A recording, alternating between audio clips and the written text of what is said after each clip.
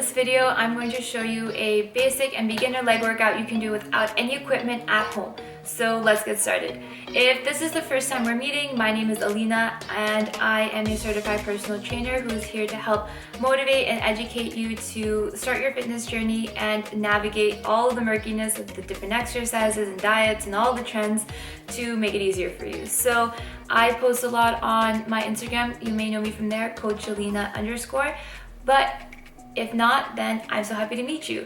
And let's get started with the workout. So the first exercise is a seated or a normal squat. So if you're a complete beginner and squats make you uncomfortable, I totally recommend starting with the seated squat. And basically that means using a bench or a chair or a sofa and sitting down slowly, don't rush, and then pushing yourself up with your feet, mainly your heel, to feel it in the right muscles. So this will work your quads, which is the front of your legs, and kind of your glutes as well if you're engaging them properly.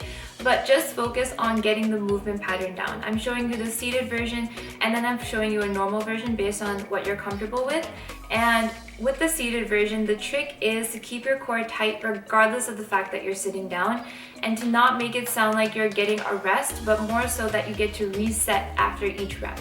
By pushing with your heels, you'll also make sure that you're not using your calves as much or the front of your feet to get you up, which will actually end up ruining your form in the long run. The next exercise is a kneeling straight leg kickback. So I love this exercise because it's very beginner friendly, no joint involvement, and because you're in a kind of like a plank position, you're working your arms and your core at the same time. So by keeping your legs straight and kicking up, you'll work your glutes, which again, who doesn't want to do that? And it's a really great way to target those muscles and get them engaged. When we're sitting down a lot and we're not that active, one of the muscles that suffers the most, in my opinion, is your glute muscles, because you're just like not using them at all. And to make sure you're constantly keeping them engaged is really important. So this is a great exercise for that. And if this is difficult for you, don't worry about it. Just start with a few reps and then work your way up. This next exercise is a glute bridge. So a glute bridge is really cool because it's kind of like a baby version of a hip thrust if you're just starting out, and it's a really great way to isolate your glute muscles again and just get stronger over time. So I'm doing this in the most basic way possible and just making sure that my feet are shoulder width apart, and I'm pushing up with my heels to make sure that I'm getting the right muscles activated. Sometimes, as a little trick, I'll lift my toes a bit so that I'm not relying on them to push my body up, because again, pushing with your heel is absolutely key to getting this exercise down. And at the end of the exercise, or after you've done the number of reps that you've designated, say let's say you did 20 reps. If you hold it, the last rep, for like 5 or 10 seconds, it'll actually be really, really helpful to help build your muscles even more. Okay, this next exercise is called a rainbow kick. So it's kind of a funny sounding exercise, but essentially you're lying on your side and you're bringing one leg forward, up, and then back. And this is so good for the side muscles in your glutes and your thighs, which I think is a muscle a lot of us want to work. And when we're running or when we're doing a lot of exercises, we kind of neglect those little muscles on the side, which can lead to kind of a muscular imbalance. It can lead to injury because you're not helping your joints out as much by building up the muscles that could help take off the load from what they have to do. And so I always try and incorporate at least one exercise that works these side muscles in my leg workouts. And this is a really great option. Again, if it is difficult, you can try bending your leg. That could make it a little bit easier, or just do fewer reps and work your way up. The next exercise is a static lunge. So I like this exercise a lot because there isn't a lot of movement back and forth like a forward or reverse lunge, so it's a little bit easier to wrap your head around. So just make sure that your feet aren't too close together or too far apart. Try and mimic what I'm doing. And if you can do this by a wall, that would be super great, because you can keep your hand against the wall to actually make the exercise a little bit easier so that you're not messing with your balance or anything like that.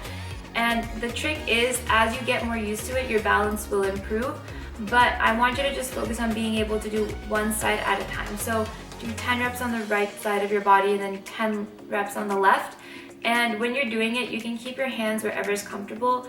Usually people like to put them on their hips like this. It makes it a little bit easier, and you'll definitely feel this in your quads, which is the front of your legs, and a little bit in your glutes when you're doing this too. The next exercise is a calf raise, and I like to end my workouts with an exercise that I think isn't as challenging for me or for most people because it's just something to look forward to. But a calf raise is really great because it isolates your calf muscles. You don't need to use weight for it. You can just use your body weight.